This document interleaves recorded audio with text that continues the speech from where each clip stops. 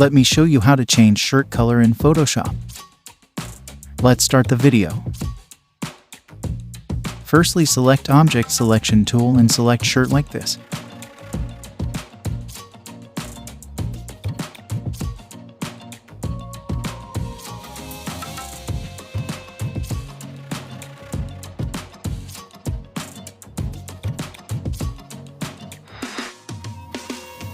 Create a group and add layer mask.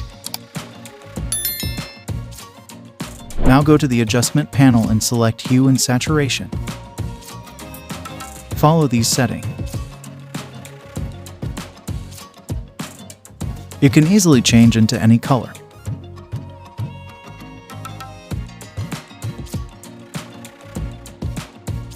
Now again go to the Adjustment panel and select Levels. Follow these settings.